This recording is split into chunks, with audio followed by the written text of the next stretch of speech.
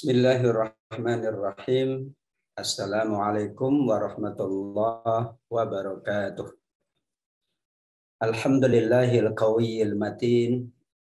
Wassalatu wassalamu ala nabiy khatamil anbiya wa sayyidil mursalin. Nabiyyina Muhammadin sallallahu alaihi wasallam wa ala alihi wa ashabihi wa man tabi'ahu wa nasarahu wa walahu ila yaumiddin. Thumma la hawla wa la quwwata illa billahil aliyyil azim. Amma ba'du.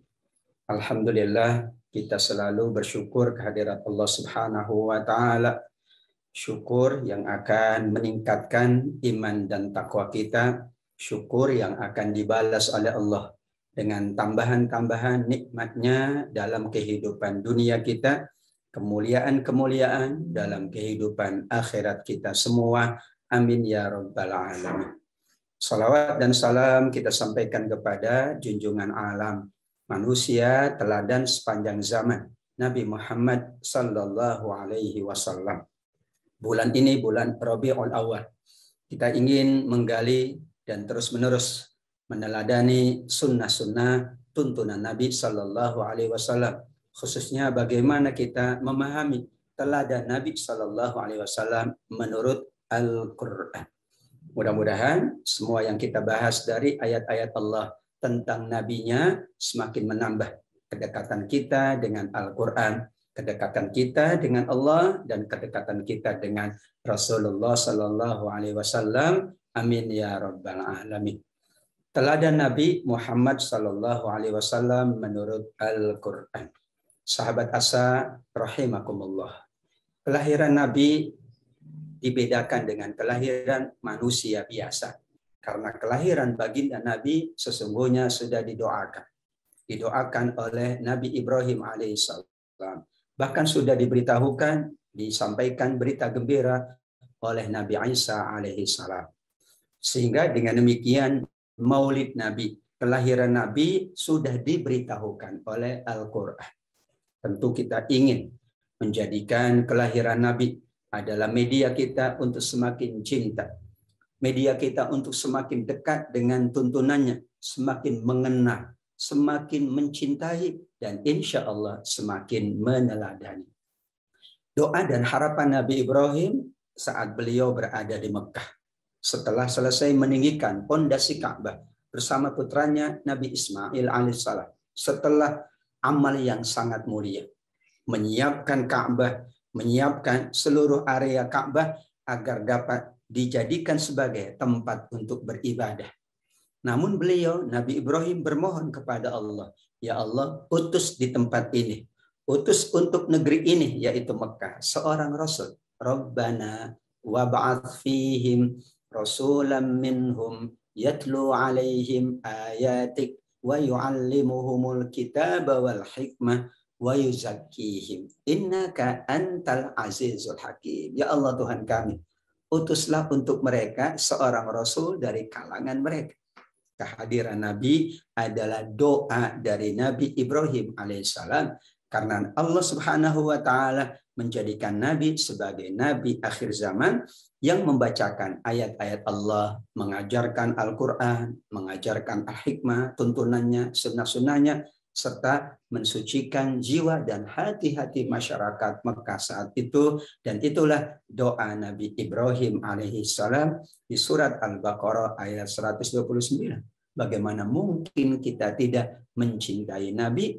Kelahirannya saja didoakan oleh Nabi Ibrahim, diberitakan oleh Al-Qur'an. Alhamdulillah, kita kelahirannya didoakan oleh orang tua kita, keluarga kita, oleh handai tolan kita. Diharapkan betul kelahiran kita oleh keluarga besar kita. Alhamdulillah. Tapi Nabi, kelahirannya didoakan oleh Nabi Ibrahim alaihissalam, diberitakan oleh Al-Qur'an. Dan yang kedua merupakan kabar gembira Nabi Isa alaihissalam yang disampaikan kepada seluruh kaum Bani Israel. Wa idh qala Isa ibnu Maryam ya Bani Israel inni Rasulullah ilaikum.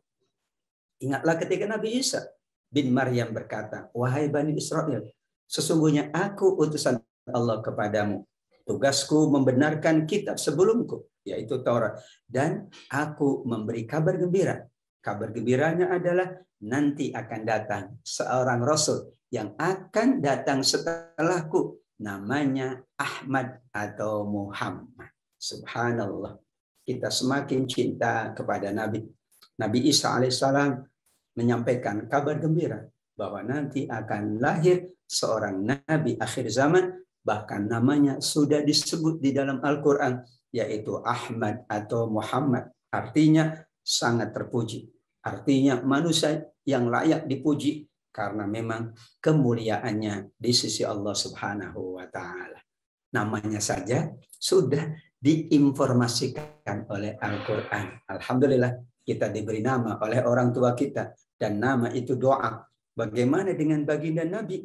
Namanya diberitahu oleh Allah, namanya sudah tertera di dalam Al-Quran di surat As-Saff ayat yang ke-6. Ada riwayat dari Ibnu Ishaq bagaimana beberapa sahabat Nabi ingin mengetahui sesungguhnya cerita tentang baginda Nabi Shallallahu Alaihi Wasallam. Wahai Rasulullah, ceritakanlah pada kami tentang dirimu. Rasul berkata, aku ini adalah buah dari doa ayahku Ibrahim. Kabar gembira yang dibawa saudaraku Isa. Dan inilah menunjukkan bahwa ayat tadi ya merupakan dijelaskan, ayat tadi dijelaskan oleh riwayat dari Ibnu Ishaq bahwa Nabi juga mengakui sesungguhnya kelahiranku, kehadiranku adalah buah dari doa ayahku Ibrahim. Inilah yang dahulu disampaikan kabar gembiranya oleh saudaraku Nabi Isa alaihissalam.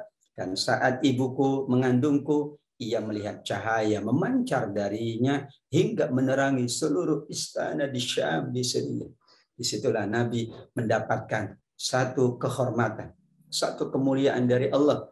Dua malaikat datang membersihkan, mengeluarkan darah hitam, mensucikan, hingga kemudian Nabi layak menjadi uswah hasanah untuk seluruh umat manusia sebagai rahmatan lil alamin.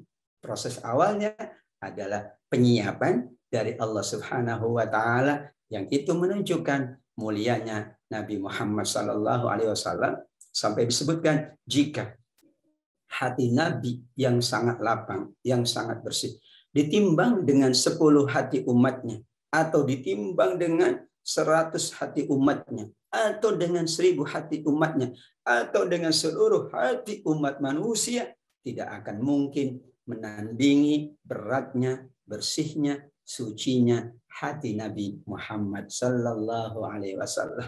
Karenanya tentu kita ingin lebih lagi mencintai Nabi, lebih lagi kita ya memuji Nabi, lebih lagi kita mengikuti tuntunan Nabi Sallallahu Alaihi Wasallam. Sahabat asa yang dimuliakan Allah, berikutnya adalah bahwa Nabi Sallallahu Alaihi Wasallam dimuliakan oleh Allah dengan sholawatnya Allah, sholawatnya malaikat, dan sholawatnya seluruh umat Nabi Sallallahu Alaihi Wasallam. Kita akan bahas setelah yang satu ini, insya Allah.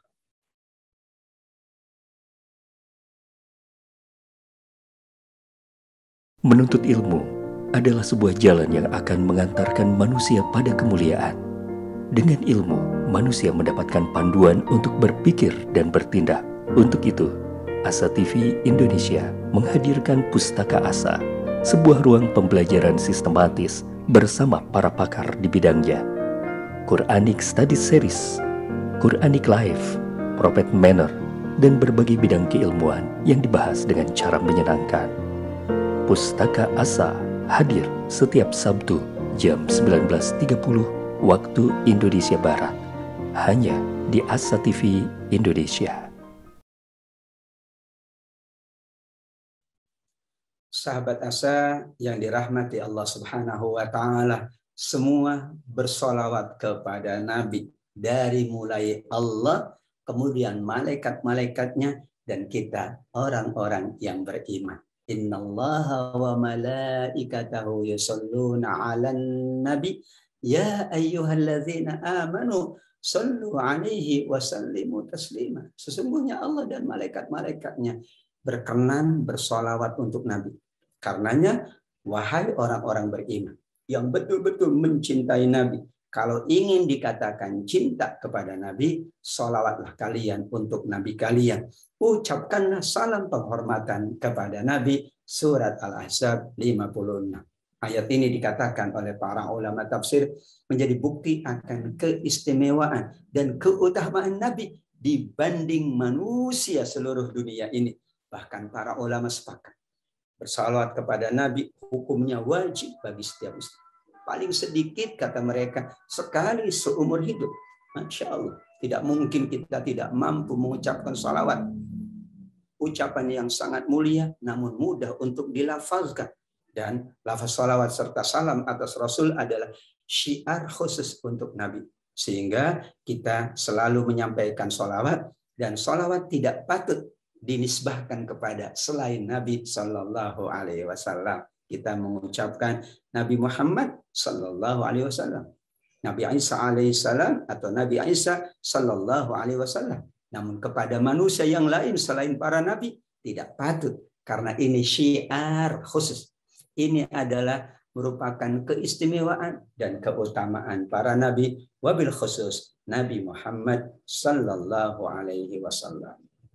Syekh As-Sa'di rahimahullah mengatakan tentang ayat ini, bahwa ayat ini mengandung pemberitahuan tentang kesempurnaan baginda, ketinggian derajatnya, kemuliaan kedudukannya di sisi Allah, bahkan di sisi makhluknya, serta ketinggian popularitasnya. Sangat masyhur, sangat terkenal.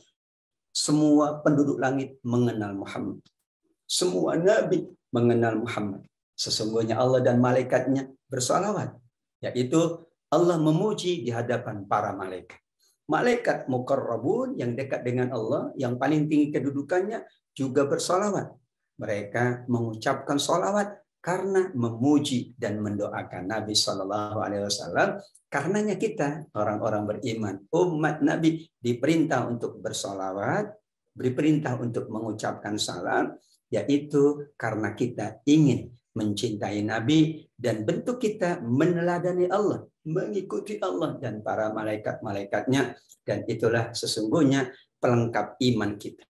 Menghormati, mencintai, memuliakan adalah bentuk dari iman kita dilengkapi oleh Allah. Kita tambah lagi amal-amal kebaikannya di sisi Allah, dan insya Allah dengan banyak salawat dan salam kita pula dihapus dosa-dosa kita oleh Allah Subhanahu wa Ta'ala, dan disyariatkan kita mengucapkan salawat dan salam dalam seluruh waktu kita. Tidak ada waktu yang khusus, namun tentu ada waktu-waktu yang sangat mulia.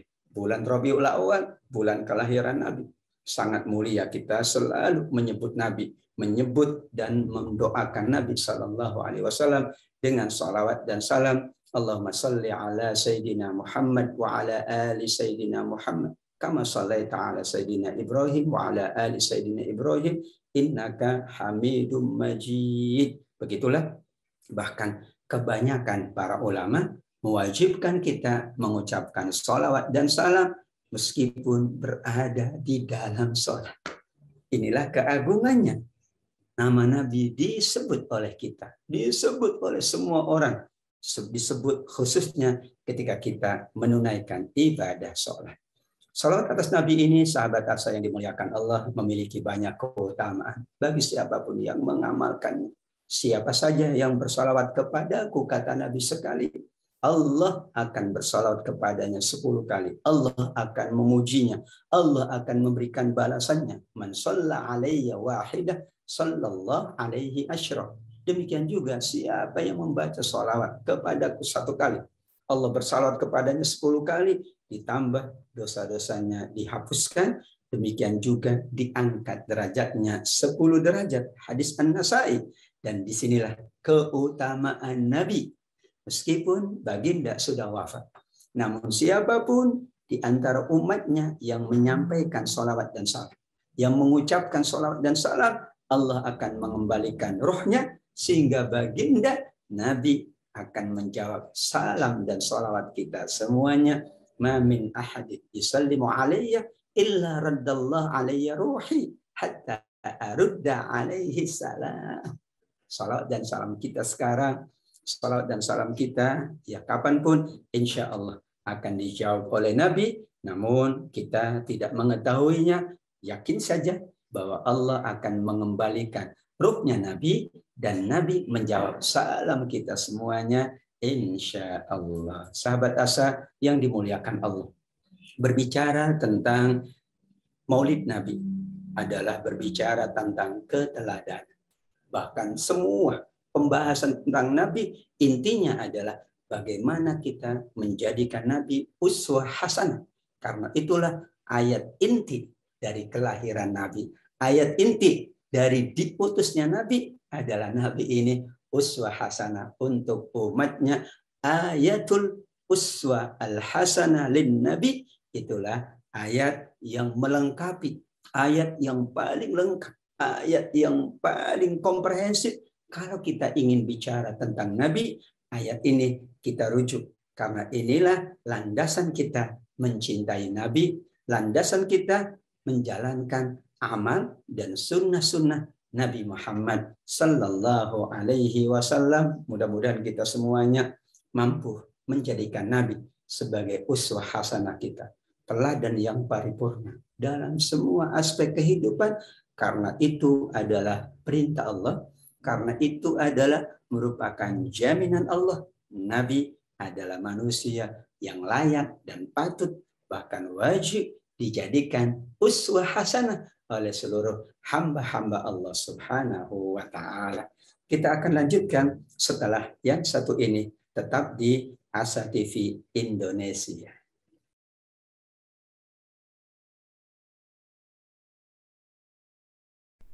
Saat hari Senin tiba, banyak orang yang merasakan malas dan tidak bersemangat menjalaninya. Tapi sekarang tidak boleh lagi terjadi. Tonton saja I Love Monday di Asa TV Indonesia.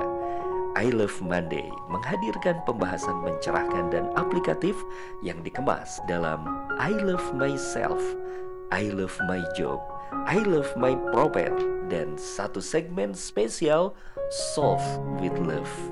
I Love Monday setiap hari Senin jam 12.30 waktu Indonesia Barat di Asa TV Indonesia. Inspirasi keluarga Islami. Sahabat Asa yang dimuliakan Allah, laqad kana lakum fi Rasulillah uswatun hasanah.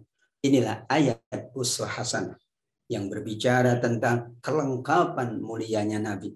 Semua bab tentang Nabi, semua perilaku Nabi, semua ucapan Nabi, semua perbuatan Nabi, semua ketetapan Nabi sesungguhnya adalah uswah hasanah untuk kita semuanya. Sungguh telah ada pada diri Rasul Sallallahu Alaihi Wasallam teladan yang sempurna, teladan yang paripurna.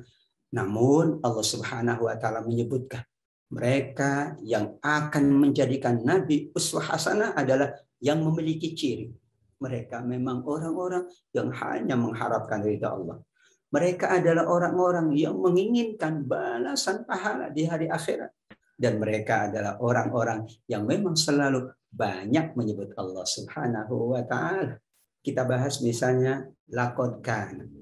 Awal ayat ini berupa penegasan dengan kata kerja masa lampau yang maknanya sudah pasti, benar-benar sudah ada dan sudah dipersiapkan sebelumnya. Tidak mungkin siapapun menjadi teladan kalau tidak disiapkan, kalau tidak dibina, kalau tidak ditempah, kalau tidak dididik, kalau tidak dipersiapkan dengan persiapan yang baik. Alhamdulillah kita dipersiapkan oleh orang tua kita, guru-guru kita, ustadz dan ustazah kita, para ulama kita, sehingga kita menjadi manusia soleh dan soleh. Ini Nabi Allah siapkan, laqad kana, sungguh telah ada, pasti sudah ada, benar-benar sudah ada karena disiapkan oleh Allah. Allah menyiapkan Nabi menjadi uswah hasanah dengan surat Alam Nashrah. Sehingga Nabi adalah manusia yang paling lapang dadanya. Alam nashrah laka sadrak.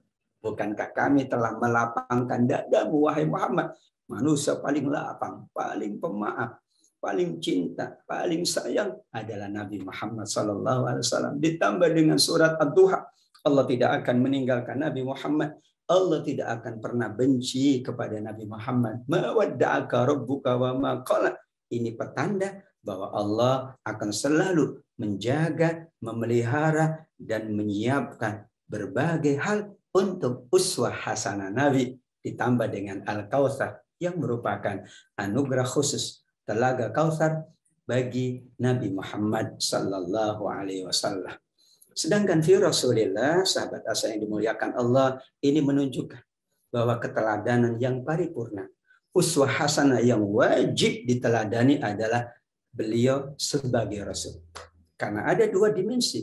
Dimensi beliau sebagai Rasul, sisi kerasulan, tapi ada dimensi yaitu beliau sebagai manusia biasa, dimensi kemanusiaan basyariyah. Bagaimanapun Rasulullah adalah manusia biasa. Yang membedakannya, beliau diberi wahyu. Qul innama ana basyarum mithlukum yuha ilayya. Katakanlah, aku ini manusia biasa seperti kalian. Tapi aku diwahyukan oleh Allah. Aku diberi wahyu oleh Allah. Al-Kahfi 110. Demikian juga para nabi sebelumnya. Manusia biasa. Dengan Allah sampaikan informasinya. Mereka itu makan. Mereka itu berjalan di pasar. Kenapa Allah tetapkan para nabinya adalah manusia biasa? Karena diutus kepada manusia. Sehingga mudah diteladani. Sehingga insya Allah kita mampu meneladani. Karena Nabi adalah manusia biasa. Namun pada masa yang sama, yang wajib kita teladani adalah sisi kerasulannya. Sebagai contoh misalnya, kita makan. Kita teladani Nabi, yaitu makan dengan berdoa. Makan yang halal dan thayyib. Sedangkan jenis makanannya, bagaimana teknis kita makan, itu adalah sisi kemanusiaan diserahkan kepada kita. Berpakaian, ini adalah ada sisi, yaitu tuntunan Nabi, tapi ada sisi kemanusiaan Nabi. Pakaian adalah tuntunannya menutup aurat. Tapi sisi kemanusiaannya silakan mengenakan pakaian, baju koko, baju batik, baju kaos. Tetapi Nabi mengenakan pakaian yang memang sesuai dengan budaya masyarakatnya. Sedangkan kita memakai pakaian sesuai dengan budaya kita. Dan itu tidak melanggar bahwa kita tidak mengikuti uswah hasanah. Karena uswah hasanahnya pada kerasulan. Kalau itu adalah tuntunan dari Allah, wahyu dari Allah. Dan Nabi menyampaikan kepada sahabatnya ketika beliau masih hidup. Antum a'lamu bi umuri dunyakum. Betapapun Nabi mengatakan bahwa kalian lebih tahu bagaimana mengelola dunia ini, mengatur dunia ini, mengurus dunia ini. Ada hal-hal yang itu sudah dituntun oleh Allah, kemudian Nabi menuntun kita semuanya, tapi ada yang diserahkan kepada kita karena Nabi juga manusia biasa. Sisi kemanusiaan inilah yang kemudian menjadi fleksibilitas dari bagaimana kita menjadikan Nabi uswah hasanah. Uswah hasanahnya, sahabat hasanah yang dimuliakan Allah, dimaknai teladan yang baik, lengkap, utuh, dan integral dalam semua aspek kehidupan, kapanpun dan dimanapun. Dan karena beliau tadi basyar, manusia biasa, maka kita mudah, kita mungkin, dan layak semua yang dilakukan Nabi kita contoh. Karena manusia biasa dan kita manusia biasa. Dahulu orang-orang musyrik mengatakan, kenapa diutusnya cuma manusia biasa? Muhammad, kenapa tidak diutus dari bangsa malaikat?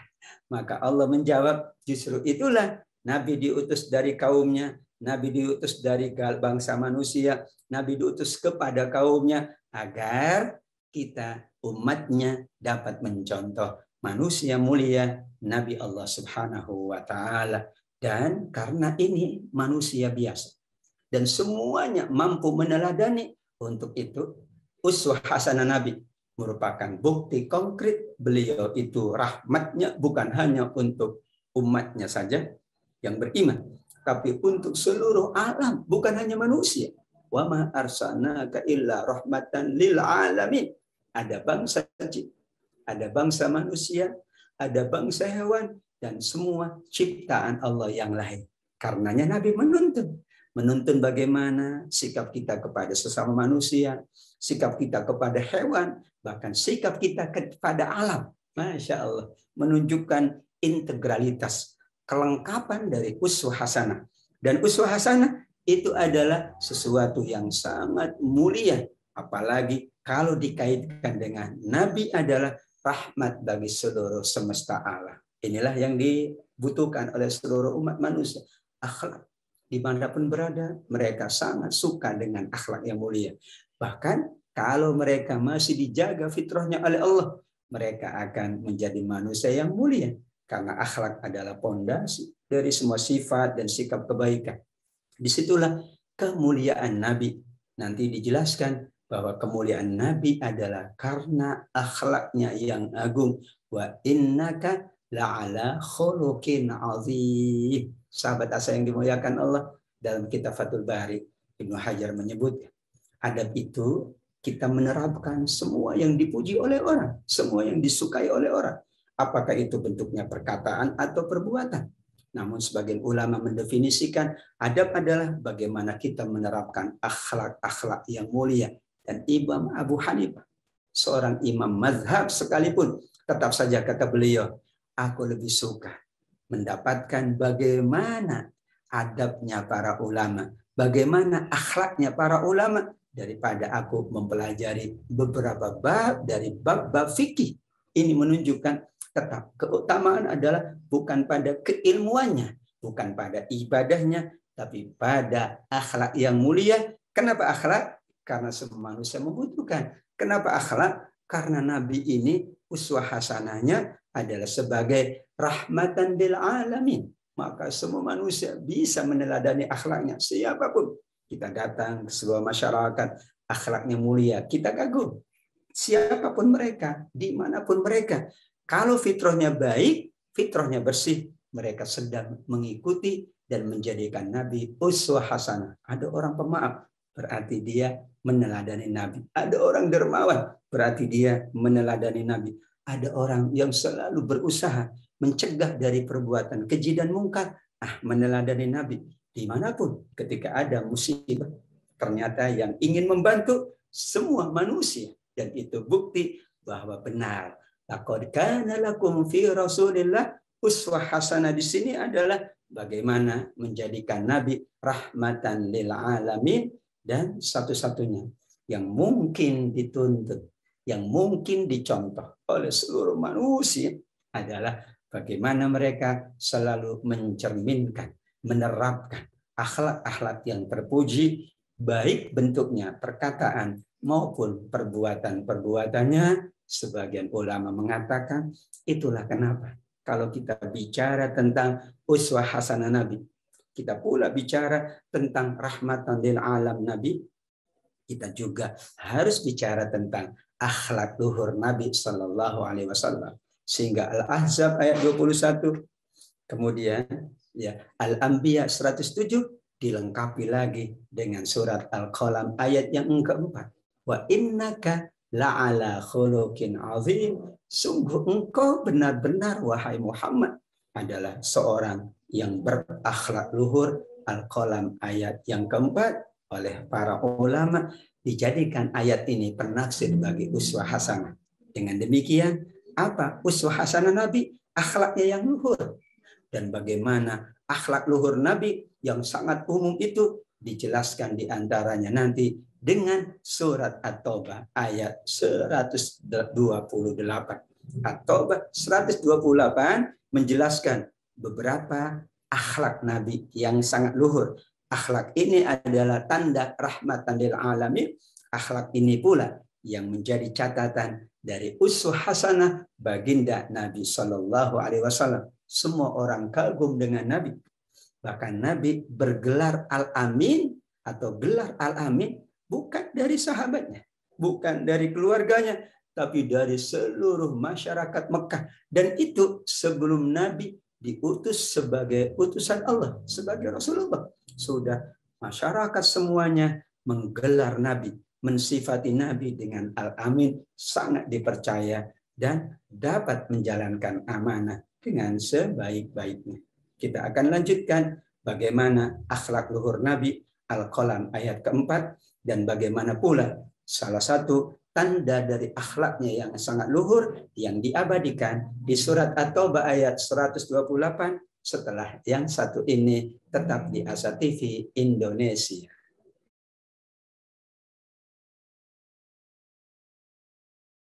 Menuntut ilmu adalah sebuah jalan yang akan mengantarkan manusia pada kemuliaan. Dengan ilmu, manusia mendapatkan panduan untuk berpikir dan bertindak. Untuk itu, Asa TV Indonesia menghadirkan Pustaka Asa, sebuah ruang pembelajaran sistematis bersama para pakar di bidangnya. Quranic Study Series, Quranic Life, Prophet Manner, dan berbagai bidang keilmuan yang dibahas dengan cara menyenangkan. Pustaka Asa hadir setiap Sabtu jam 19.30 waktu Indonesia Barat, hanya di Asa TV Indonesia. Sahabat Asa yang dimuliakan Allah Subhanahu wa Ta'ala, akhlak luhur Nabi, wa innaka la'ala khuluqin azim, dalam rangka hablum minallah dan juga hablum min ghairillah. Bagaimana berakhlak dengan Allah dan bagaimana berakhlak dengan selain Allah. Min ghairillah, akhlak dengan manusia, akhlak dengan hewan, bahkan akhlak dengan lingkungan, akhlak dengan alam semesta ini. Kita akan membahas surat At-Taubah ayat 128, laqad ja'akum rasulun min anfusikum azizun 'alaihi ma 'anittum harisun 'alaikum bil mu'minin raufur rahim. Sungguh telah datang kepadamu seorang rasul dari kaummu sendiri, berat terasa olehnya penderitaan yang dialami oleh seluruh manusia. Beliau Nabi ingin semua orang mendapatkan hidayah, mendapatkan keselamatan dan kebahagiaan. Nabi pula seorang yang sangat penyantun dan penyayang. Subhanallah. Ayat ini Allah mensifati Nabi dengan sifat yang sesungguhnya hanya layak untuk Allah. Aziz, kalau di ayat lain artinya maha perkasa dan itu sifat Allah. Rahim, maha penyayang dan itu sifat Allah. Ra'uf di semua ayat Al-Quran kecuali di ayat ini artinya maha penyantun dan itu sifat Allah. Sedangkan khusus di ayat ini, subhanallah, Allah mensifati nabinya dengan sifat yang layak untuk Allah, yaitu kita terjemahkannya berat terasa penderitaan kaumnya, umatnya. Nabi juga Ra'uf artinya penyantun dan Rahim artinya penyayang. Begitulah agungnya akhlak Nabi. Bahkan Allah mensifati Nabi dengan sifat yang layak untuk Allah saja. Namun ayat ini penterjemahannya tidak demikian. Karena ayat ini bicara tentang Nabi, namun Allah menyebutnya Aziz, Allah menyebutnya Ra'uf, Allah menyebutnya Rahim. Yang kita maknai Aziznya di sini adalah izzah Nabi. Nabi berat kalau kaumnya berat. Nabi susah kalau umatnya susah. Nabi pula selalu berusaha membahagiakan umatnya. Nabi penyantun kepada siapapun. Nabi sayang kepada siapapun. Itulah ayat yang konkret tentang bagaimana murahnya, mulianya, bahkan agungnya sifat Nabi, akhlak Nabi Sallallahu Alaihi Wasallam. Dan tentu siapapun tidak boleh mensifati dirinya dengan sifat-sifat untuk Allah. Dikatakan dalam hadis Bukhari, akhnal asma yaumal qiyamah indallah rajulun tusamma malikal amlak. Jangan sampai manusia diberi nama, diberi sifat dengan sifat-sifat yang hanya layak untuk Allah. Karena itulah nama yang paling keji di sisi Allah Subhanahu wa taala pada hari kiamat. Kita diberi nama dengan nama-nama yang ada maknanya, ada doanya. Kalaupun kita ingin menambah dengan nama-nama Allah, kita awali dengan Abdullah, Abdurrahman, Abdus Somad, Abdurrahim, yaitu kita adalah hamba Allah yang maha penyayang, hamba Allah yang maha pengasih, hamba Allah yang maha pemurah. Tentang akhlak pula, Nabi menyebut bagaimana beliau, bagaimana dirinya. Nabi adalah orang yang paling baik akhlaknya. Tugas kerasulannya pun dikaitkan dengan perbaikan akhlak. Seandainya manusia itu sudah memahami ini, maka manusia akan berusaha untuk menunjukkan akhlaknya yang paling mulia, yang paling tinggi. Seolah-olah dikatakan di dalam hadis Imam Ahmad ini, kalau tidak karena urusan akhlak, Nabi tidak diutus oleh Allah. Dan ternyata benar. Sejarah yang mencatat bagaimana moral bangsa Arab sebelum Nabi diutus, jahiliyah dan ummiyah. Disitulah kemudian Allah siapkan Nabi, yang Nabi itu akhlaknya mulia, dan Nabi diutus oleh Allah untuk menyempurnakan akhlak umatnya. Dan bagaimana mungkin Nabi kuat dan melekat akhlaknya kalau tidak di-backup oleh Al-Quran. Kana khuluquhul Quran matanatul akhlak, kematangan, kekuatan, melekat akhlaknya dalam semua keadaan, tetap sabar dalam semua keadaan, tetap mulia dalam semua keadaan, tetap pemaaf dalam semua keadaan, tetap dermawan dalam semua keadaan, tetap baik dalam semua keadaan. Itulah yang digambarkan oleh Aisyah. Kana khuluquhul Quran. Akhlak Nabi adalah Al-Quran. Semua yang dikatakan berasal dari Al-Quran. Semua sikap yang ditunjukkan berasal dari Al-Quran. Semua perbuatannya adalah perbuatan yang dituntun oleh Al-Quran. Bagaimana mungkin kita katakan akhlak kita mulia, tapi kita jauh dari Al-Quran? Bagaimana mungkin seseorang mengatakan akhlaknya luhur, tapi dia tidak menjalankan nilai-nilai Al-Quran yang sangat luhur?